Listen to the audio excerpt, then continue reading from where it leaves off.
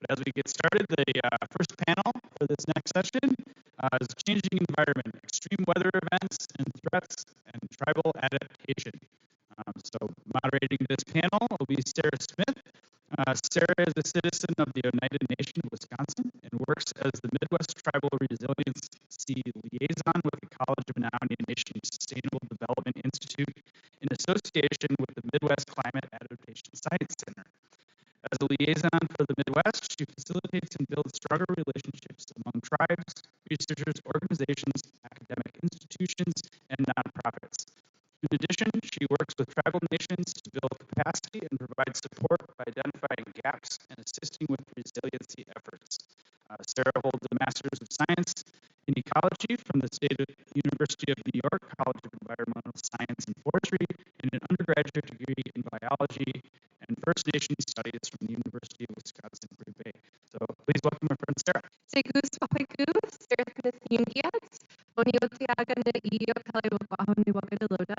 Hello everyone, I'm Sara Smith, and good morning. I am very excited to be the moderator for this panel with these amazing folks up here. I'll do a quick introduction of them, and then we'll get into our panel discussion. So our first panelist is Dan Grignon. Dan is an enrolled member of the Menominee Nation, and he is Wolf Clan. Oh, just like me. Dan graduated with his Bachelor's of Fine Arts degree from the Institute of American Indian Art in 2012. He currently teaches Menominee language at the University of Wisconsin-Madison and serves as a Menominee language community advocate for MenominiyoU, a nonprofit organization here in Keshena, Wisconsin.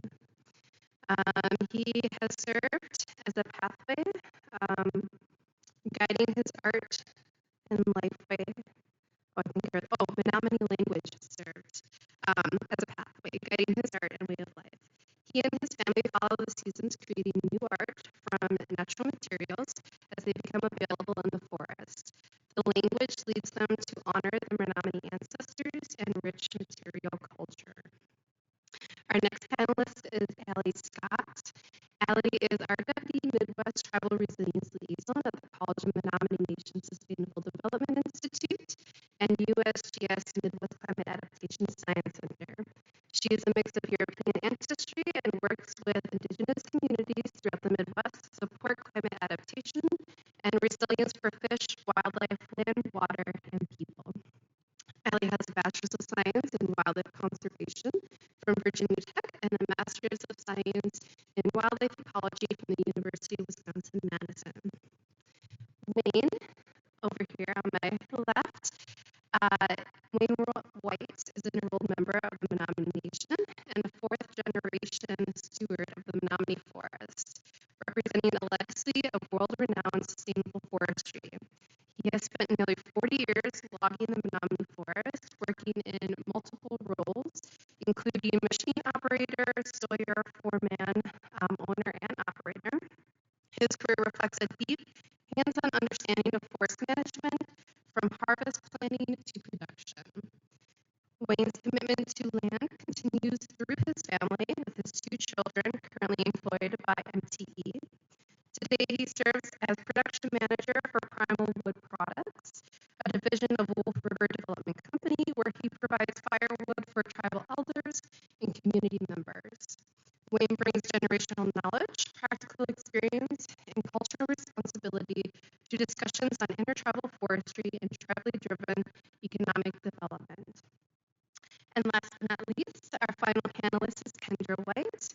Kendra recently joined MTE as the Forest Health Forester after earning her undergraduate degree in environmental science from the University of Wisconsin-Oshkosh in the spring of 2025. As an enrolled member of the Menominee Nation and descendant of Oneida Nation, she brings a deep cultural connection to the land and the stewardship principles that guide her work. In her role, Kendra focuses on monitoring forest health, supporting sustainable management practices, and caring for the ecological communities that make up the forest.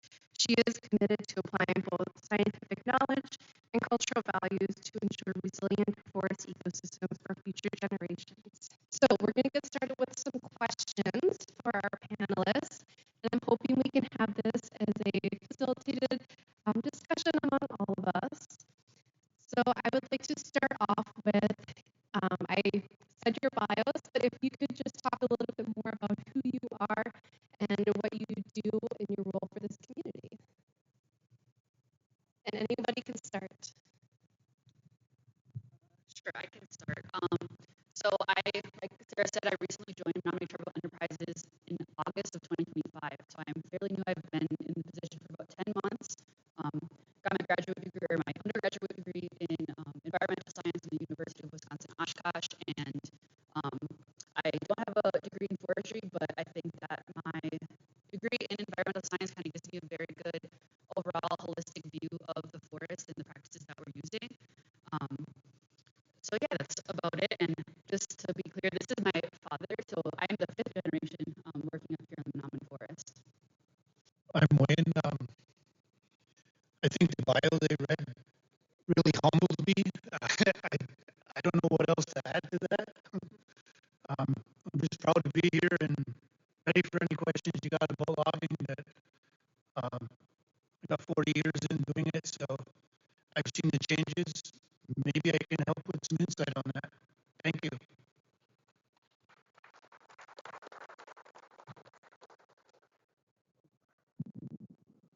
Also, what's back also na kain no isun din yung Grignon kay mamani ask kit mawana to tem. Wawan kiten in muas case pia kay also Menomini is gonna kan no wa passum style kikitia eos mauni kayo kuki ki say kako.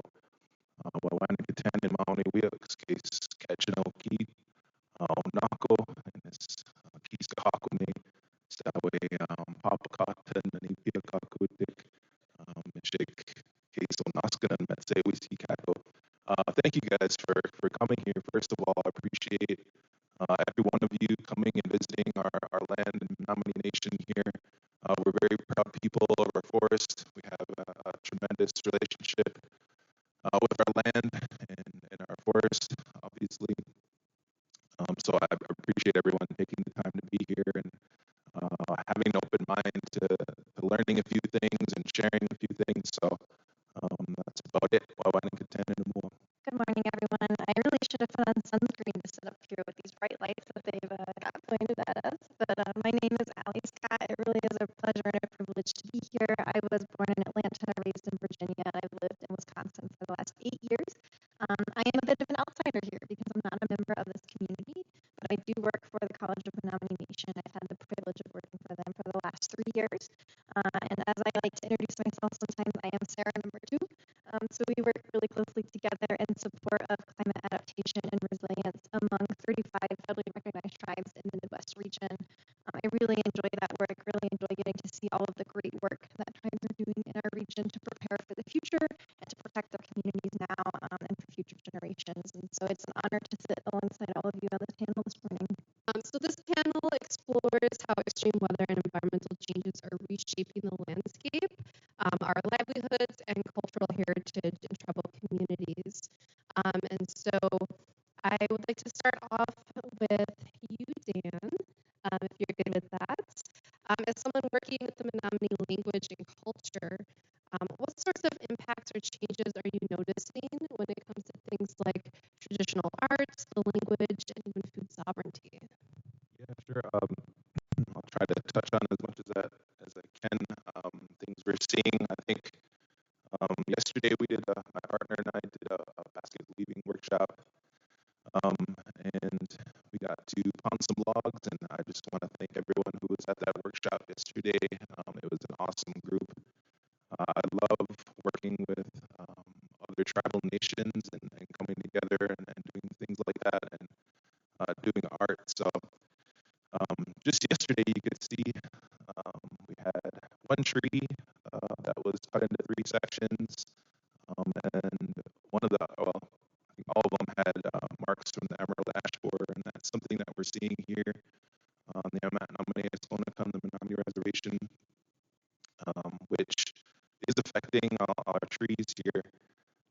My late great cousin, Jeff Grignon, was a big influence in my life, and still is. He has a great family, and a lot of his kids are still here and working in the forest. He taught me a lot about our forest, and I think a lot of people are concerned about the emerald ash borer. One thing that he kind of gave me hope is our forest has these small communities within it, plant communities, and they have root systems that they share and communicate. And something that he shared with me before he passed was just how strong those communities are, and that even though the emerald ash borer is here, we see it in our trees. Those plant communities have the strength to let what they want in and reject what they don't want in. So that gives me a lot of hope for the strength of our forest and other plants here. That things that um, as people we think we have all the answers to save or to do something, but really the real power is in those plants and those trees and those root systems, and what they want to happen in our forest is what they're gonna allow. So I still have hope. I think hopefully the emerald ash borer will come and go. But as far as adaptation goes, as artists, my partner and I, we've kind of um, adapted and pivoted towards cedar. So cedar bark, we can harvest and use the inner bark to do similar weavings. And that's one adaptation that we've looked at and are practicing, is getting to know our cedar tree, our cedar bark, and being able to use the bark in a similar way to black ash. Obviously, the baskets want to be completely the same, but power is in going out in the forest and receiving the medicine from the tree, using it in a responsible way, and teaching our children. So I have two children, 1.5 and 5 years old, and they just go just about everywhere with us. And what we're hoping is that all the effort that our ancestors put in, the planning, the foresight, 5, 6, 7 generations ago, we're living right now, and we just want to continue that tradition of teaching our children so they can teach their grandchildren in the future. So I think that was about any. Did I miss anything? Okay. Wayne, I want to target or pivot over to you. You've been working and living here for more than 40 years. So I'm wondering what changes you've seen in your lifetime, whether that's with the environment or with logging practices, anything like that. The logging practices is probably what I would know a little bit more about. Probably about 7 years ago or so, I had to make a decision to stay in the business or get out and um, retire or whatever, get something else to do. Um, you had to buy a machine. It was changing over to processors. When I was in there, we were using cable skidders, the Sawyer, and forwarding wood out and stuff. And I was changing. The processor could do the work of three men in half a day. So it was a $500,000 decision to buy a processor, and I didn't think it was worth it to me at the time because everybody was buying them, and pulp market was going to get flooded. My dad, I'm going to refer to my dad off and on throughout it. He was in there for 54 years of logging, and he saw it coming. He said, these machines that everybody are buying are going to flood the market, and sooner or later, we're not going to get rid of our pulp. And you're going to see those machines lined up being sold. Sure enough, that is what happened. Last year was pretty bad. So anyway, that was the reason why I got out. Obviously, there's still more guys doing it, and God bless them. Somebody's got to do it. Um, Back when I started, we probably had over 200 employees in the woods, and I think it's down to something like less than 50 now. I'm not sure. I'm just taking a guess. It's a dying breed of men that work out there, and it hurts. It hurts. We've tried and tried different ways of trying to create, teaching the young guys how to do it. And there's some of them have it in their blood and in their heart and still want to try and do it. There's a few young guys, but we need the younger generation to step up to keep this going. I have hope that they do, that they will. And touching on the emerald ash borer, um, when the Dutch elm disease came in I think the 60s or 70s, they wiped it out. They cut them all. There was no saving it. About 20 years ago, we were working on the rest somewhere, and we found several elm stems that were probably 20 years into growth already. We found quite a few in the patch. In fact, our forester, we stayed out of that area because there were so many nice elm coming up.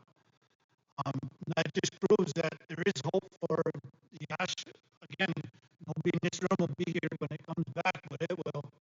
You know, it's just like the elm is coming back. I totally believe that the ash will also.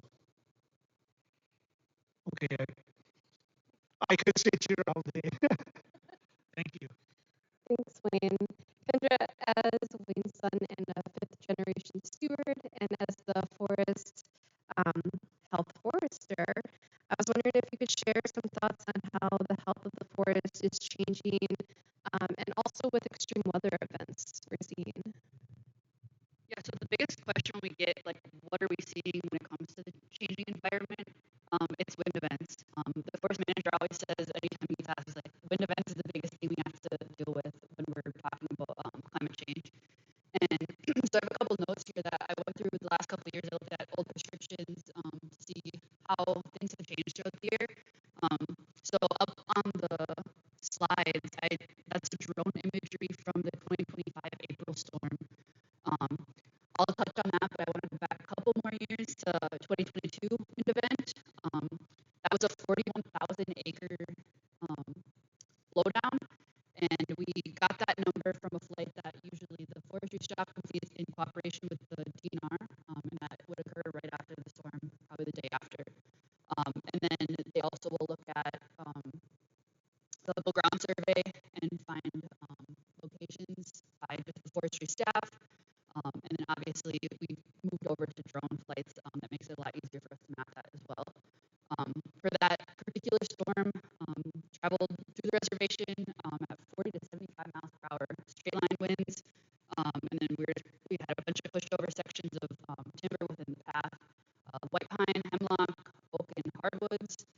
And then when that happens, we have to get our salvage operations together as soon as possible. So our inventory forester, Michaela, she right away the next day, even if it's a weekend, she'll come in and she'll get maps ready for everybody to go out and start ground surveying right away. So we got to get that wood out of there as soon as possible before staining occurs and introduce the threat to forest health concerns. So during that salvage, once we get all of the maps done and get the contracts out to loggers, the trees that are harvested that are blown down or trees that are just way too damaged and they won't make it to the next treatment. If the damage is way too heavy, we'll usually just put a blue line around it, cut it, and it'll be a clear cut. So during that wind event 2022, logging crews finished most of the salvaging during the logging year 2023, but they just finished the most heavily impacted area this year. So it just shows you how much it takes manpower to get all of that cleaned up for us. And with the small amount of logging crews that we have right now, it's hard to put one crew in salvage and keep other people in our regular treatments. For anything that we have with wind events, archaeology is a big factor in it. We have a tribal ordinance where harvesting activities are prohibited within any of the archaeological sites, and then buffers are placed around the known And with the 2024 wind event, archaeology was a really special case.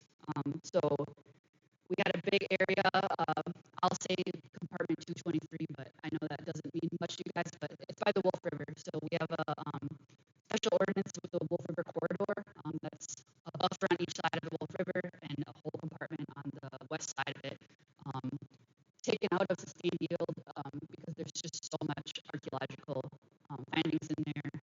So when this happened, we got a big blow down throughout that compartment, all throughout the Wolf River corridor, and then over into sustained yield land.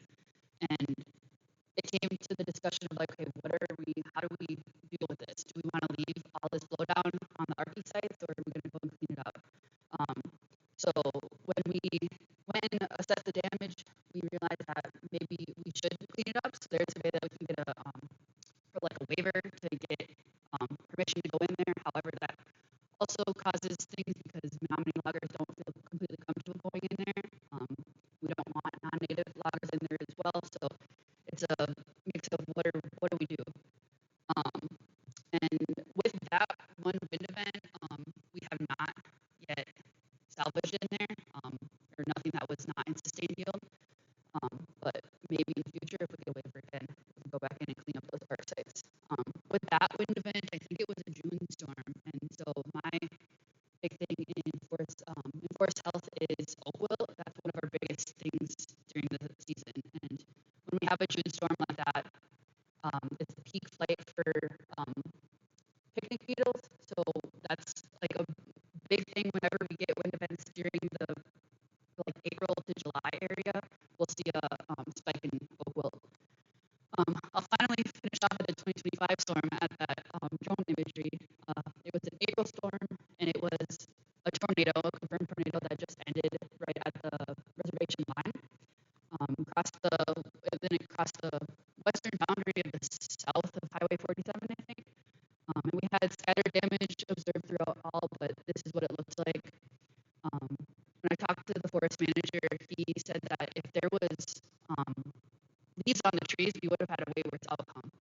You can see the tip ups and all of that stuff that were occurred during then. But like I said, it could definitely have had a bigger impact if we had leaf out. So we kind of got lucky there, but still, oak wilt was a big concern with it being April.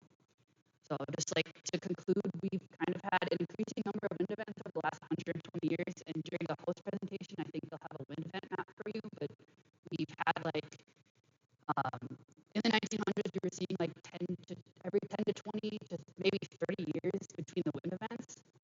But just over the last 10 years, 2017, 2019, 2022, 2024, 2025.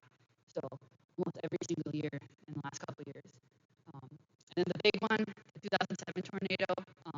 I just want to touch on this to give a little bit of hope for the wind events. So we had about 7,000 acres affected. That's the one that you can see on the satellite imagery. 35 million board feet were damaged in that. However, it's naturally reestablishing with early successional species. A lot of people will ask us, like, did you guys plant in there? In some areas we did plant, but the areas that we take people, it's like, no, we didn't. It's coming back in. So it gives us hope. It's also, we're keeping it open for wildlife through fire and things like that. So there is hope for these wind events as well. Thanks, Kendra. Allie, I'm wondering, as a tribal liaison working with Indigenous communities across the Midwest region, including Menominee, what are you seeing with impacts when it comes to environmental changes? Yeah, thanks for that, Sarah.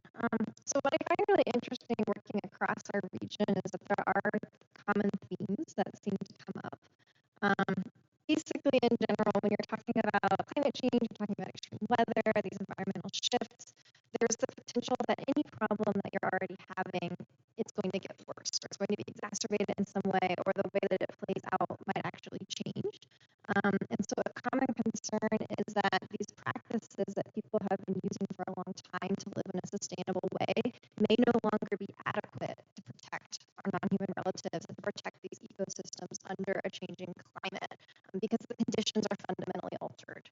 One of these really common challenges that we're seeing across our region are altered hydrology regimes. So our precipitation patterns are changing a lot. This is something that I think can be kind of overlooked, especially because we hear a lot about drought out west. And relatively here in the Great Lakes region, we have so much water. But the times when we're getting that water are changing a lot, and those patterns are really affecting our ecosystems and our forests. And so we're having these longer periods of drought at times of year we didn't used to have drought. And then we're getting these heavy, heavy rain events that are causing flooding, that are washing out infrastructure, that are isolating rural communities from access to critical community services, and that are impacting forests and their ability to retain that water and to recharge the watershed. This is having a lot of impacts to our rivers. This is having a lot of impact to wild rice, which is a very large concern for tribes in our region. We heard this morning about how the Menominee are the people of the wild rice. There's many, many tribes in our region that have important relationships with that relative. And so as we're having these water fluctuation levels, it makes it really hard for wild rice to persist. This is also causing some pretty significant shoreline erosion, especially for tribes that have borders on the Great Lakes. Where the potential implication of this is it's actually eroding away their sovereign land base. So that over time they are losing land to Lake Superior or to the other Great Lakes. And that's land that it's a reservation. You don't get that back when that goes underwater. And so we're seeing these erosion events increasing with the extreme weather that we're having. Another big change that's happening across our region, especially in the upper Midwest, is we're losing the winter season. Our winter season is fundamentally changing. It's getting warmer. We're not getting the long, cold, hard freezes that we used to. And within the last couple of years, the USDA actually updated their hardiness zone map. And it really was pretty dramatic in showing that it's gotten warmer. There's a threshold, it's around minus 40 degrees, that is really important for those really cold, hard freezes to kill off pests and parasites. That's a threshold that's really common for emerald ash borer, for other pests and diseases. And according to that new hardiness zone map, there is no part of the state of Wisconsin that is no longer consistently below minus 40 in winter. So this has really important implications for the spread of things like emerald ash borer. It also is really important for winter logging. There's a lot of logging that happens in the winter. You need a frozen ground surface to do that, and the ground isn't frozen. So this is really impacting the times of year when that kind of timber harvest can happen. People aren't able to get in there to extract that lumber. And that's also a problem when in the spring and the summer we're having this really heavy rainfall and everything is kind of a wet, sloppy mess. It's really challenging to be able to do those operations when the conditions just aren't right for it. And then my perspective coming in as a wildlife biologist, I'm also really interested in these implications for our non-human relatives, these animals we have on the landscape. These are also really impactful for them. There's an image on the slide behind me that has a picture of moose and snowshoe hare. And so we heard this morning about how moose is one of the 5 principal clan animals for the Menominee tribe. There are no moose here. There used to be. There used to be moose throughout Wisconsin, but moose are a cold-adapted species. They need these cold winters. They live in an area where it's harder for deer and other animals to survive, and it's too warm for them now. And so their range limit is that blue line on that map that's actually north of here now, and there are no longer moose on the Menominee Reservation living alongside Menominee people who have a relationship with that clan relative, right? And moose are a big concern among many tribes in our region who are really trying a lot of active intervention to keep them here on the landscape, and they are really, really struggling. So this is a sad picture of a moose. This is a moose that is really burdened by ticks. So believe it or not, there are moose that are bleeding to death because of the number of ticks they have because it is not getting cold enough in the winter to kill off those ticks. That is absolutely brutal for what is a huge animal. They are getting a lot of diseases that are being passed to them from white-tailed deer. So deer are thriving now that it's getting warmer, which, it's good for my freezer as I'm trying to fill my freezer, but it's not good for moose and for other parts of our forest. And so that is a really big challenge. And then this other image I have is of snowshoe hare, which are really culturally important to a lot of tribes in our region. They have a really unique ecology where in the summer they have a brown coat and in the winter they have a white coat, and this is so that they can blend in with a snowy background. Unfortunately, the reason that they trigger to change their coat is due to day length change. So our days are getting shorter in the winter. Even if there's no snow snow on the ground, and we're not having snow on the ground, and they just get absolutely nailed by predators. And so the pink lines on that map show the historic range of snowshoe hare reaching down kind of into mid-southern Wisconsin, and that's retracting north through time. And there's been studies that show that that's moving north at about 5 miles per decade.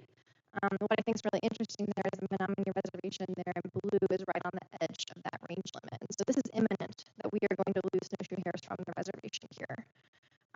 Why I think these two species are also a good example for this audience is because there are some pretty important interventions that can happen through forest management to support the well-being of these species.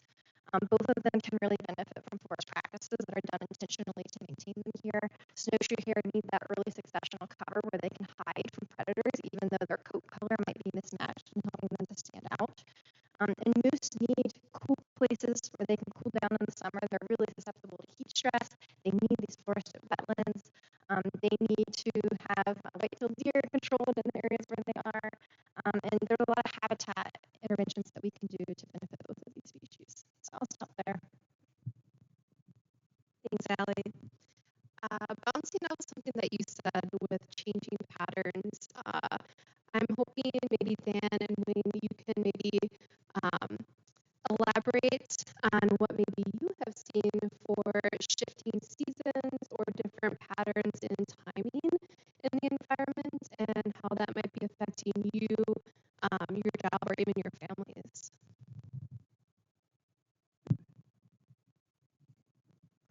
Sure. The shifting environment.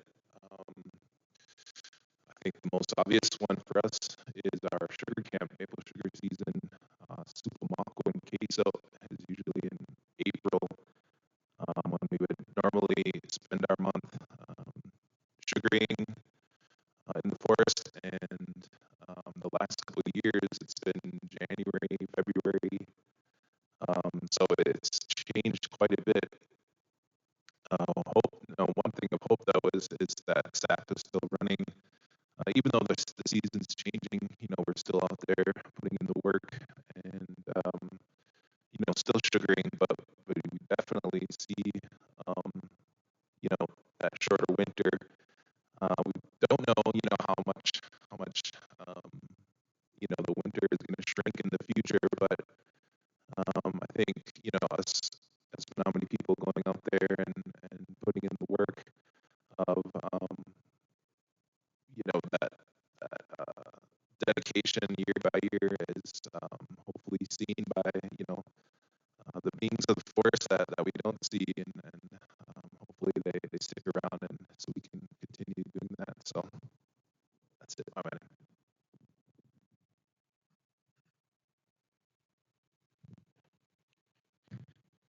Well, usually in logging, wintertime, the deep freeze of winter is when you put out the most wood.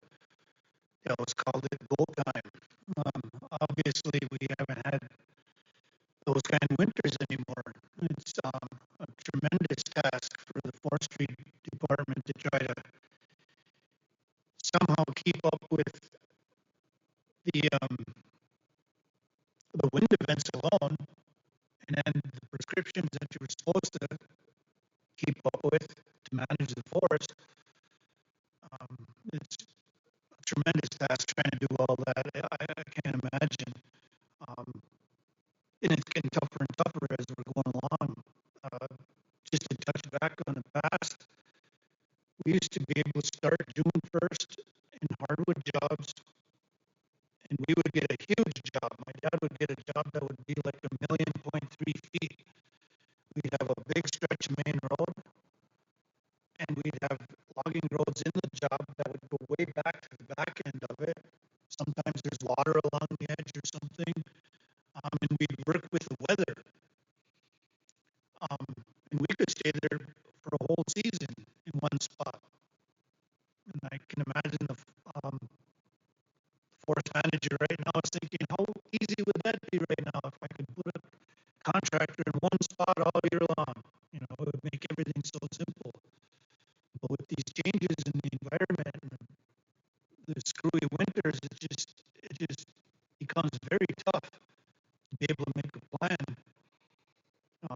I would like to have the old winters actually so much easier to get more wood out for them, which is the bottom line to keep our forest healthy. Is it's got to be cut somewhere along the line.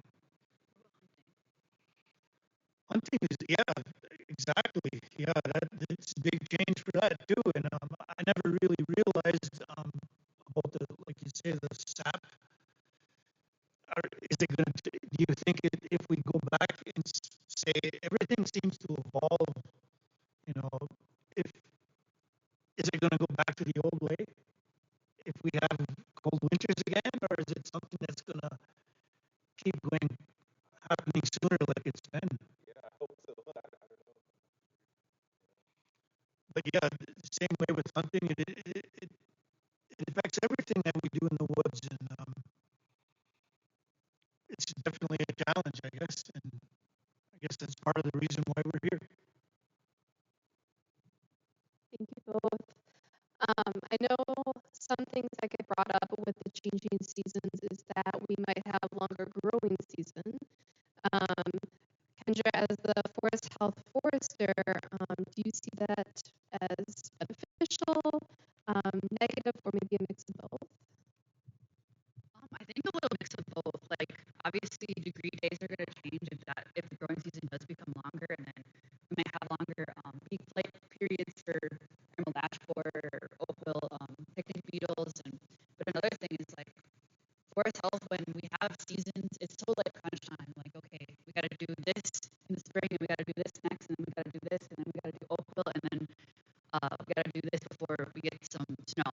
So like in we would have more time, I guess, spread out amongst that if we had longer growing seasons. But at the same time, what we have more work too, I would assume,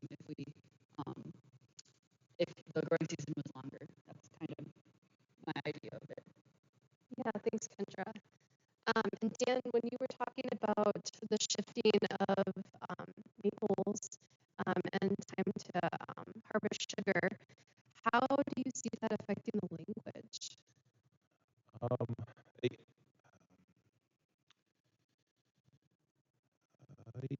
I'm not sure. I think something I'm seeing is that we're seeing more people interested in the language in the face of adversity. Thankfully, I think I don't know if this will answer the question, but what we're seeing from our youth is that they are stepping up and taking great interest in our language. I think our language and culture is on a serious uptrend at the moment. I would even say it's in a renaissance at the moment, and I'm super proud of our community.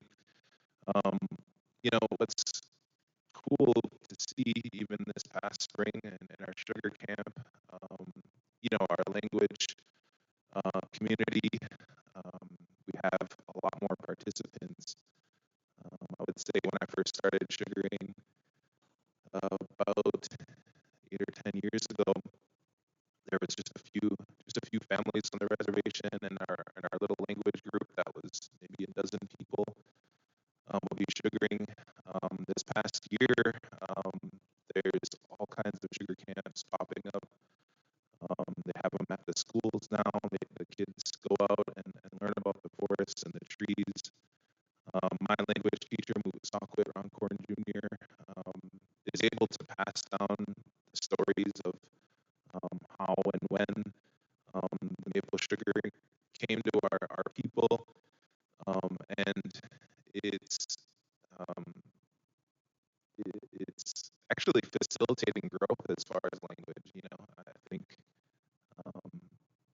the young people who are hearing these traditional stories are taking things from it that transcend sugar camp. They can take these lessons and apply them to their lives at school and at home. And one of the main messages of our sugar camp is hard work, and something that our Menominee people know very well. And we have continued that tradition from our ancestors. Those ancestors had a year-long plan, like speakers here were saying earlier, a strict schedule all year round to prepare for what's coming next season, and we're starting to apply that in our lives, and our kids who are interested in our language are seeing all that hard work, and it's an honor to be a part of that, to see it, to have my kids be a part of that, and it gives me hope. We'll see what happens with the shorter winters, this changing climate.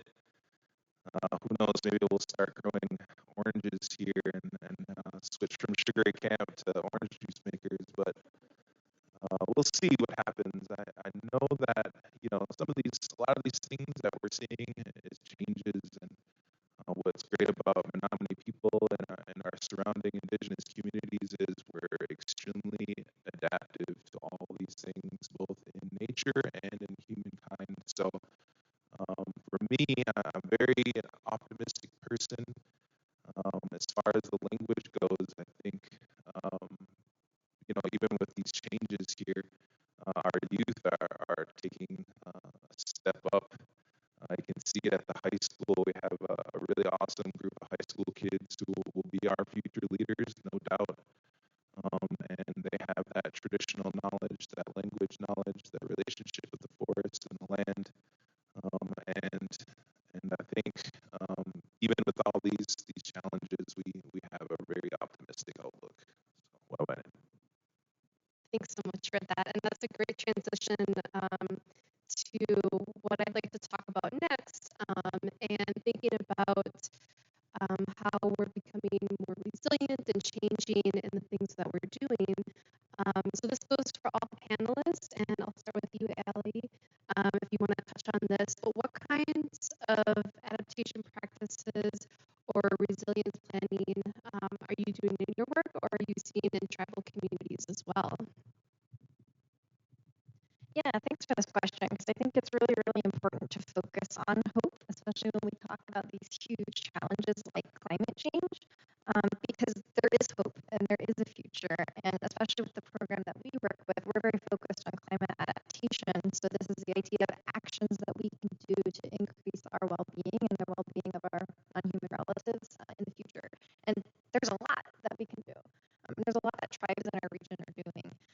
The photo on the right of the screen here is a river restoration project that was led by the Pokagon Band down in southern Michigan, northern Indiana. And we had the opportunity to visit there this winter. And a project that they are doing is there's a river there that was historically dredged and straightened, and drain tiles put in so that they could farm an area that maybe shouldn't farm. So this river is basically ecologically destroyed from that process that happened more than 100 years ago. And the tribe has been working on this huge multi-year, multi-grant project to restore the historic meanders to that river, to plant native tree species, to prepare an ecological community that's going to be resilient in the face of a changing climate. So these altered hydrological patterns that I was talking about, these meanders in this river are going to be able to handle those flooding events and better protect the community. And they're also increasing access to hunting and to fishing and to traditional lifeways, to building relationships with medicinal plants. All of this happening in this really, really cool spot where you could say that, the river was killed and all hope was lost, except that that's not the case. This river is being put back to its historic conditions, and it is going really, really well. It's amazing to see that project happening on the ground, and the progress that they have. If you're able to visit the Pokagon Band's website online, they do have a story map and they have drone imagery that shows the progress of this over time.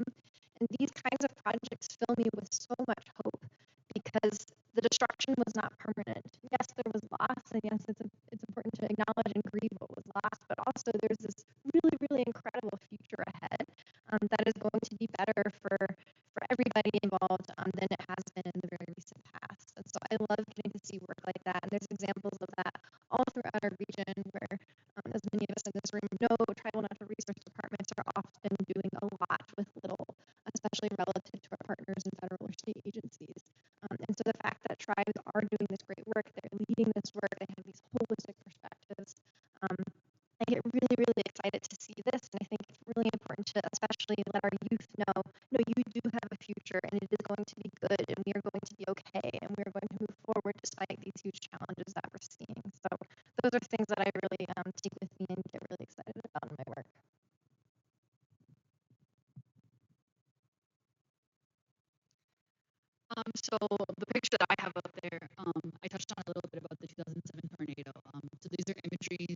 from 2007, where the tornado strip went through, and then 2022. So you can see the lakes and the difference of what it looks like. So I said that it's reestablishing into pioneer species, black cherry, paper birch, and of course aspen.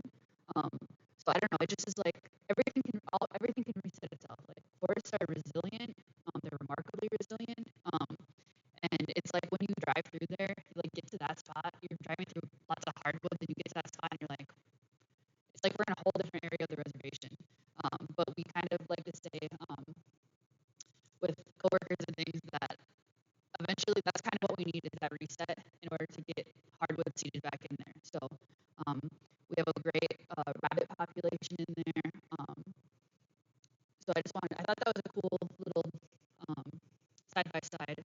But in forest health, especially, we are always doing work to try to figure out what can we do for future generations for emerald ash borer, Dutch elm disease, oak wilt. So I'll talk a little bit more about this tomorrow at my tour stop. But with oak wilt, we like 2015 to 2018, we did a planting project with the Forest Service and the Northern Institute of Applied Climate Sciences, where we took these big disturbed areas that we were cutting oak wilt pockets out of and tried to plant climate adapted species, white oak, bur oak, shagbark hickory, even some American elm in there. And so these areas were site prepped and we planted in there, and every year that we've been monitoring them. When I was an intern, both of my summers I actually was doing regeneration surveys in there. From what we've seen, it hasn't completely been a success. And I think that's a good thing to talk about too, is that not all of these adaptive practices are going to work.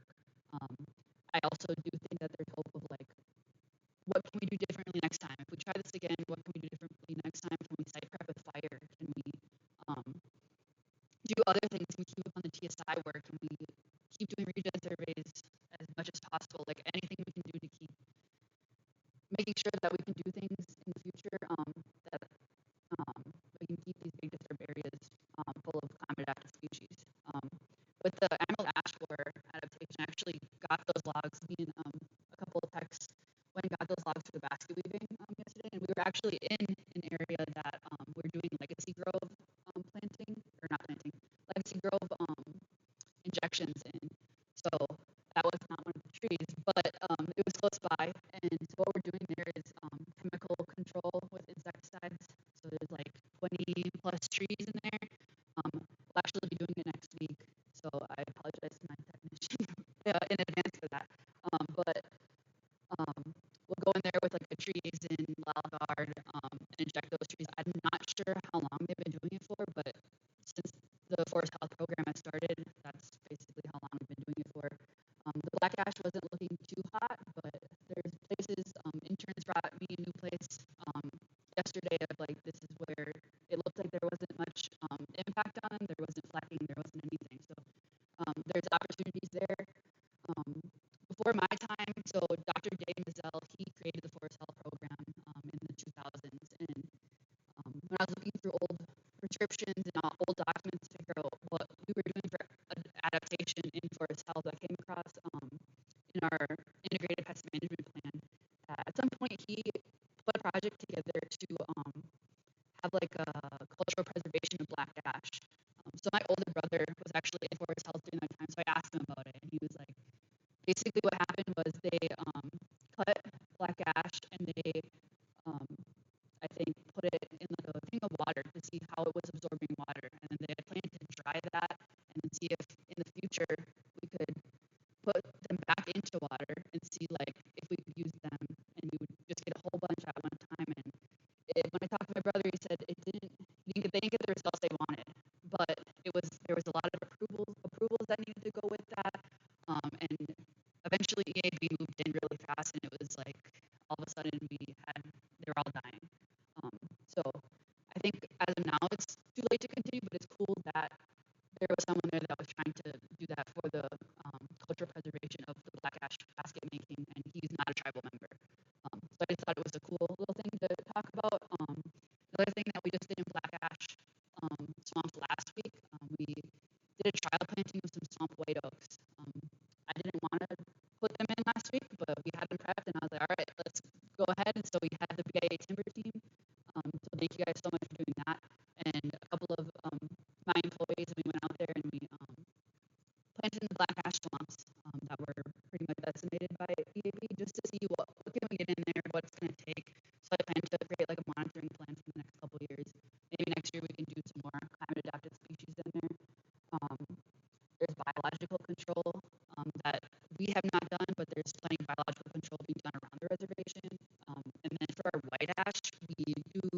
publish prescriptions, and we are waiting for a good seed year to do some seed collecting on resilient white ash trees, and then we have a local nursery that we work with that takes that seed in and can create nurseries for us, or create a nursery for us. When my dad brought up the Dutch elm disease, it made me think of, we also have a project that happened, again, way before my time, but they planted American elms around the reservation. I think there's some at the college, there's some at the forestry center, and we just go along every couple of years and we're releasing those and just trying to get new species involved so we can keep that biodiversity and things. So that's kind of a little bit of what Forest Health is doing for adaptation, and I'm excited to do even more in my new position. So.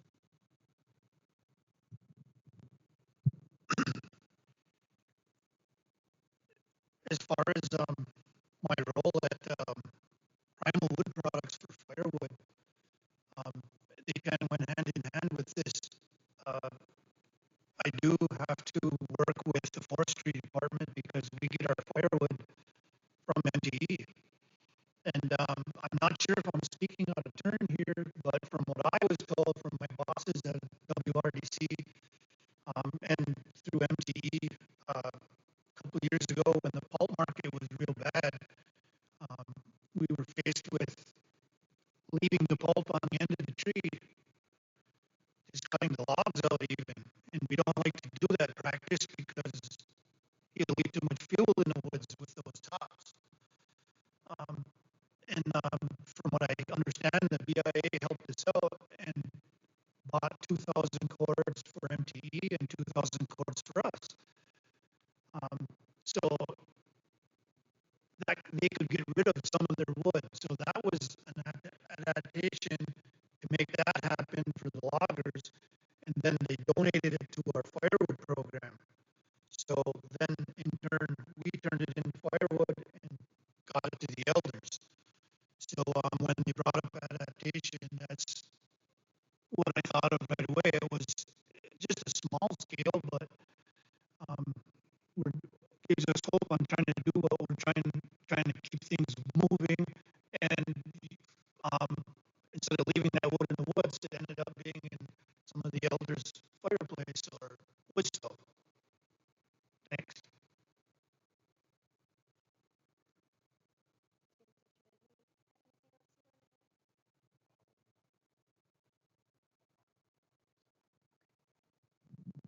Thank you all for that. Looking at time, I'd like to take some audience questions before I go through all of mine. So I know we have mics in the room, and I can't see them because it is very bright up here. Okay. So if you could raise your hands, and one of the mics will come over to you. And don't be shy.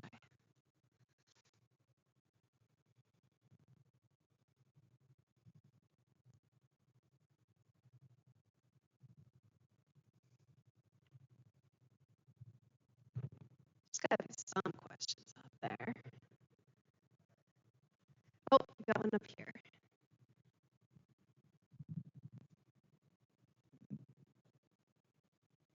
Good morning. I'm Jim Durgalo. I'm the Fire Technical Specialist for the Intertribal Timber Council.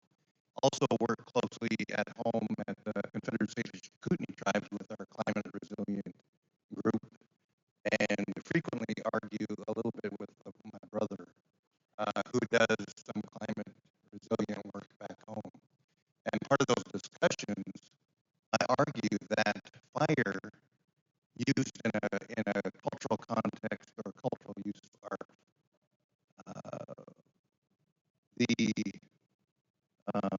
the application of fire, the intentional application of fire for cultural resource benefit would solve many of the environmental challenges that we face in this climate change context, right?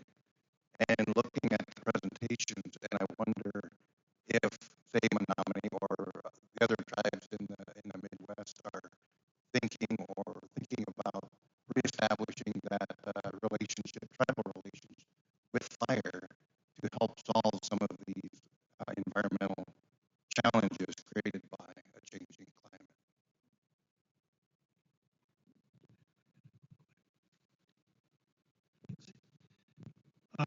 to answer that for the firewood, um, the tribe, I've been doing the firewood for like 5 years now, and at different times, we've gotten calls from families when one of the people in their family passed away, and we like to light a traditional fire for 3 days, 3 nights, to help them on their travel on their way to the other side. And one of the things our tribe instituted this year was to help with using up some of that firewood. Was we now when a tribal member passes away and you go through the death certificate deal and the help that you get when you have to bury somebody, we are offering a face cord of traditional firewood for their fire to send their elder or whoever it is who passed away to the other side. So that's one way I know that Menoms are trying to help that out. With like pests and things like that, I don't want to speak too much because I'm not on the fire program, and also there's still a host presentation and lots of stuff still this week. But we were hit with beach scale pretty hard in the last couple of years as beach bark disease. And one thing that we're doing in our fire is beach reduction. So trying to get rid of that understory beach in favor of other. It's usually oak understory, so we're usually in favor of red oak regeneration. But culturally, I know that a couple months ago, I think Ron and a couple other people held a like cultural burning fireside talk. So we're definitely trying to get like tribal members into that cultural burning because there's not as many people left with that knowledge of like what did it look like when we were burning very regularly. So I think the fire program now and the fuel specialist is in this room and he's gonna probably kick me if I said the wrong thing, but like 9 years I think that they've been a fire program, and I've seen like they're really trying to put fire back on the land. Like even in our prescription work, like we are anytime we're like, oh maybe we should try fire in there, we're definitely doing that. I was just talking with Tamika Lane. She is a grad student at UW Madison, and we have been burning the buffalo pasture here for a pretty long time now, I'm pretty sure. And just this last year, they put buffalo in there. And it was a really cool thing to see the pictures of like the buffalo and the fire, like because they're attracted to fire, and that's something I didn't know either. It was really cool to see that. And Sneak was like, that would have been a great opportunity to like have the tribal members out and see that happening, like that fire and the buffalo coexisting, and all different departments kind of come together to make that happen too. So I think there's definitely in the future, the forest manager is pushing for it for there to be more tribal members to be involved in the burning. And like I said, that knowledge is being lost, and we have to help it continue forward for future generations. I hope that answered your question, Jim. I'll just add to that throughout our region, yes, I'm seeing a lot of tribes that are looking at fire as a tool to address climate change and that are incorporating it into their climate adaptation plans, are incorporating it into plans about reactivating cultural practices. There's a lot of research, especially with our colleague Melanie Montano and others, who are looking at the historical fire intervals in this region. A lot of people are surprised when they learn that we have fire-dependent ecosystems here in the Great Lakes because it looks really different from the Southwest or the West or other parts of the United States. And the tree rings show us that fires happen frequently, and they were set by people, and they were used for a lot of different purposes to make it a good place to live here and to take care of relatives. So absolutely, it is a part of long-term resilience of living in this place. And there's a lot of people doing a lot of work to reactivate that.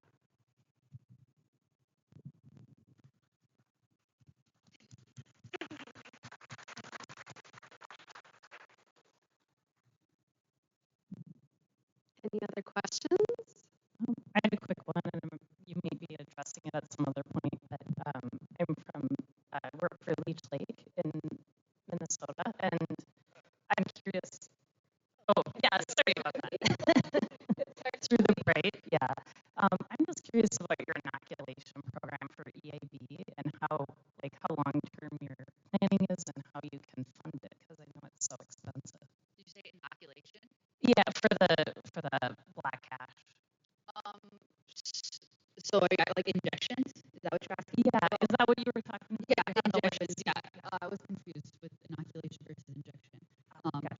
For the injections, so that was just something that when I came in, that was something that we were doing. So I think when Dave Mazzell was here, we have a whole like integrated pest management plan that he created. So I'm assuming when he did that, he had a lot of long-term planning of like how this is going to work, where are we going to choose to do this. The area that we have been doing the black ash legacy grove in was actually written up as a prescription at some point. Like when I was looking through all stuff, I was like, oh, this was a prescription. But we don't have a cold enough winter to go in and harvest black ash in a swamp. So I think that was probably his push to be like, okay, what else can we do in here? If we can't get loggers in here to cut the black ash out, then what else can we do? And it was up and coming like technology, I would say, to like start doing injections. And we've just kind of continued it when we have the funding. Last year we did not get the funding in time, and so we didn't get to do it last year. I don't know if that has something to do with the black ash not looking too hot this year. But we also had a really weird spring. We had 30 inches of snow in March, and then we had like crazy flooding after that. And then now we've had like a drought, and now it's raining this week. So it's just been like a weird spring for them.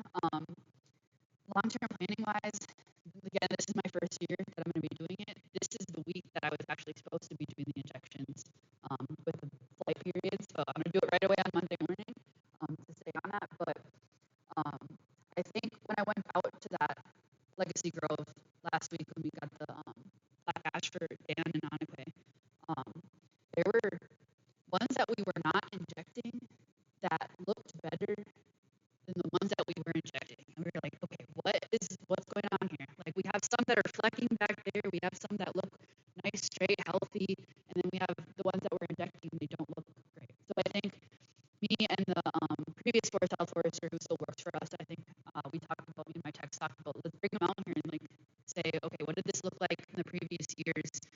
And what can we do to maybe shift around what we're doing? Like maybe do we stop treating those ones and kind of start shifting our gears to the ones that haven't been injecting?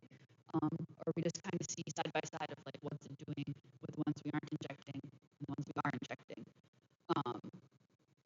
Does that answer your question? It helps. Okay. Yeah, more knowledge. Thank you. Yes, in the back.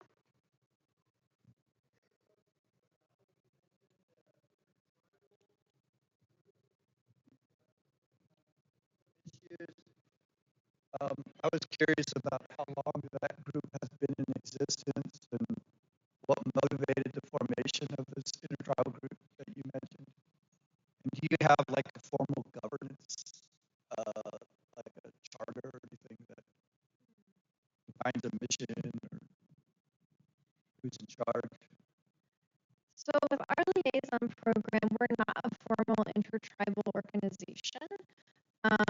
Sara and I are funded through the BIA branch of Tribal Community Resilience, and that program is specifically to work with the Midwest Climate Adaptation Science Center and make sure that the science that's coming out of that program is reaching tribes in our region, and also that tribal science priorities and questions are guiding and informing the science that's coming out of that program. And we have counterparts who work nationally because there's different regions all throughout the country who work on that. So there's not a formal charter for anything like that. We do have tribal organizations and intertribal organizations. So GLIFWIC, Great Lakes Indian Fish and Wildlife Commission, is a member of that consortium. College of Menominee Nation is a member of that consortium. And then there are other tribal organizations that are members in their respective regions. And so they have individual memorandums of understanding for those cooperative agreements, but it really does vary a lot across the different regions. Does that answer your question? Yeah, sort of. And then, have you seen benefits from this? Yeah, so one of the things that we work really hard to do is try to make sure that funding is getting to tribes so that they can implement these projects.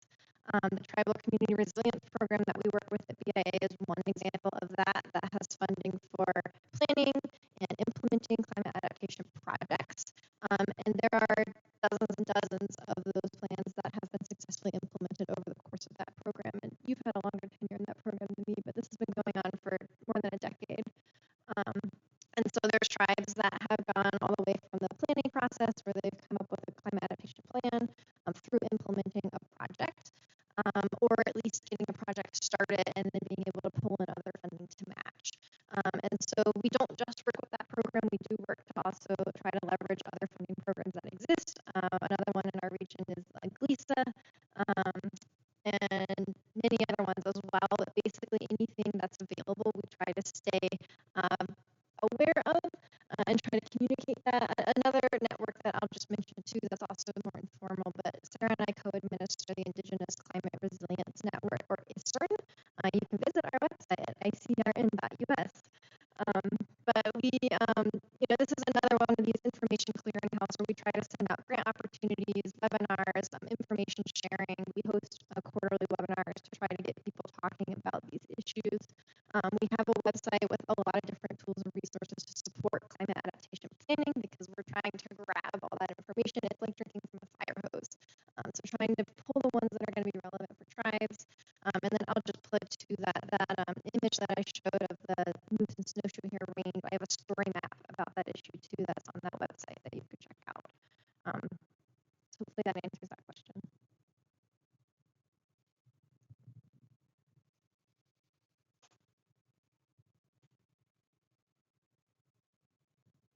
Maklisi Gawasasas Watana Apapot, but my English name is Piniquale.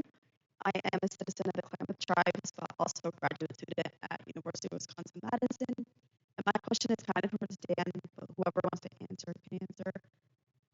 You talked a little bit about how language and the change in seasons, how those two things could maybe help or harm each other. And I was just kind of thinking about, when you have names in the language that line up with the cyclical seasons and how they're shifting, how those the language, is it going to change or do you see change with it? I'm referring to the blueberry moon and how that lines up with blueberry seasons or strawberry moon.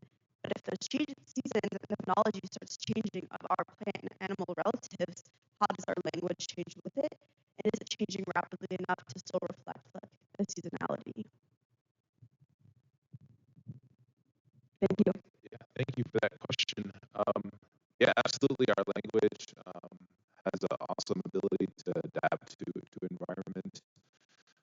And one great thing about Menominee language is something that we don't have in English is our concept of animacy. So the way we talk about things that are living, we don't do in English. So it's this amazing balance of things. So there's a lot of things in Menominee language that we consider living that we don't in English, and I think that's an excellent worldview that we all can learn from, is seeing more than just us and animals as living, but plants. And even in our language, we consider cars animate. So when we talk about automobiles and cars and things, we're talking about them as if they're living beings. So we have other examples in our language when it comes to those things. Just getting back to your question, these seasons, the names of our moons right now is Pahiman and Queso, and that's June, it's the strawberry moon. And the moment when we see our strawberries growing in our environment, we know that's the time to go out and get our barks and other plants and things. So when those strawberries pop out, Tacumen queso, that's when the bark is easiest to be removed. So, our workshop yesterday was kind of the perfect time of the season to go and do those things. And sure enough, the bark came off. Our strips were coming off. About as easy as I've ever done it. So that was super thankful to have a smooth workshop, and we all had fun yesterday. But even though the names of these months are shifting a little bit, there's indicators in our environment that we're aware of that occur assigned to go and do these other things in the forest. So that knowledge is being passed on, even though these months might not match up to what they originally were. That's okay. We're constantly living and seeing these indicators in the environment, and there's thousands others that we know of, and those things that we're passing on to our kids, we're still aware and we still see them, and still learning about them today. Even being a language learner, and I share the language. I don't.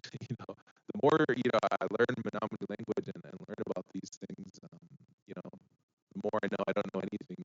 So it's a super humbling um, thing to do, is to learn your language.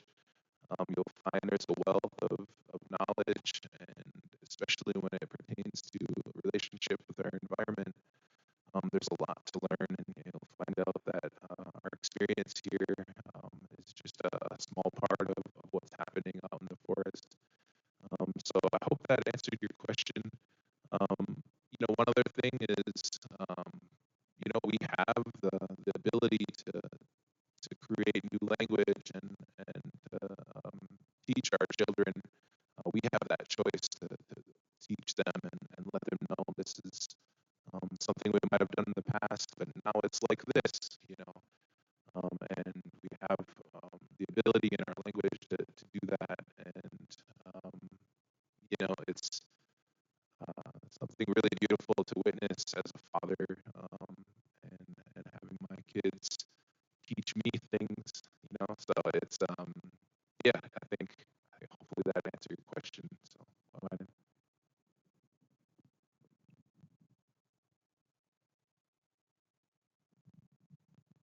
Do you have other questions out there?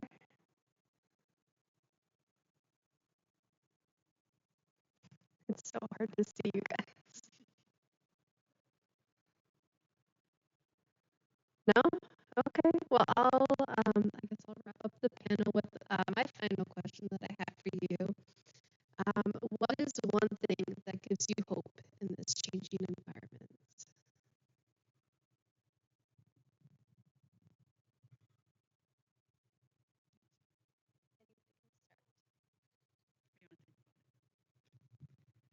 Um, I would say that just like indigenous people have a record of adaptation.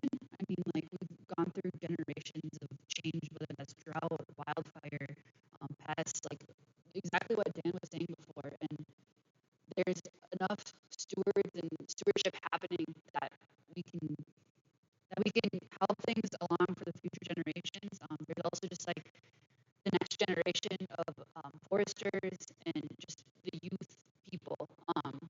I'm one of them, and just like having colleagues around me that are about the same age as me, women as well, being surrounded by women who are in this work too and enjoy it. I think that gives me an extreme amount of hope that there are people my age that care about these things and that want to continue seeing them move forward and change in a good way.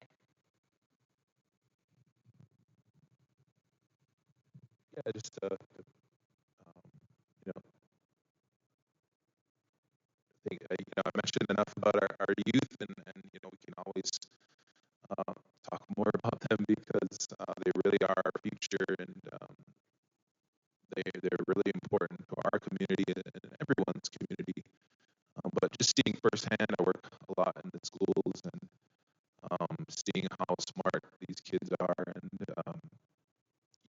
where we had a immersion school started in the daycares in let's see, 2018, roughly around that. So when those kids came in, they were the first group. They were as young as 6 weeks old, up to 9 months. So those kids were our first group. That was 8 years ago now. So those kids received language in the classroom. I'm super thankful to be part of that group that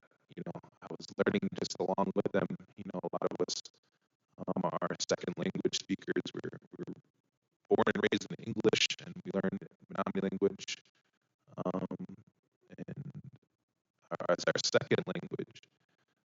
Those kids who were in the immersion classroom 8 years ago um, are had a unique experience and were raised at school with uh, strictly Menominee language. So they got English at home and Menominee at school. Those kids are 8, 9 years old now, and I see them in the community, and they're bilingual. They have this worldview that a lot of us don't have. They have the English view and our Menominee view. So having that experience, helping them, and they have that connection to the land, our language. They have a unique perspective that a lot of us don't have. Our immersion program is still running today. It's expanding, and we see those kids every day, just doing amazing things and putting their language to use. They have cultural activities and being out in the forest. That's normal to them. That's something that I didn't have growing up. And what they're seeing and they're doing and speaking about is really, really important and really powerful to witness. So I'm really excited for those kids and the kids that are coming after them. They'll have this unique perspective of the world with two languages and the knowledge and cultural activities that they do at school to guide them through life. And that's something that they'll always have. And they'll always have that experience and that power to take on challenges like we're facing today. They'll have a really well-rounded education. They'll be able to see, the animacy in the world that I was just talking about, with strength and ability to adapt. So I'm really excited for that generation. We have that immersion program is going strong and expanding every year. And I really can't say enough about those kids and how important they are to our community. So, well,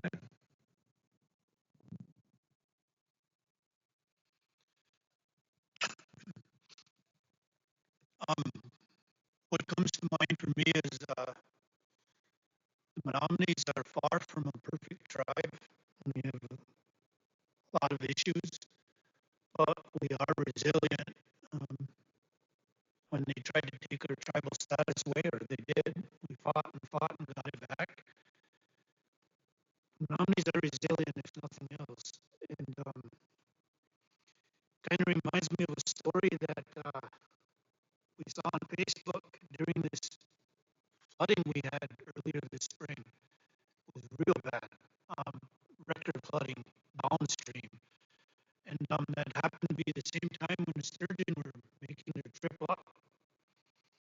And one of the stories was on a news station. As a matter of fact, the flooding got so bad that it went across the county highway. And people pulled up, and the TV crews were there, and they seen the sturgeon on the other side of the highway in the ditch, trying to spawn, trying to get up, trying to go north, trying to come up by the Menominee. And some of the comments were, how stupid this fish is. Look at how stupid this fish is. That stupid fish has been here is an ancient fish. It's been here a lot longer than they have. Just like this Menominees, we'll still be here too, and so will our forest. Just like the sturgeon. Thank you.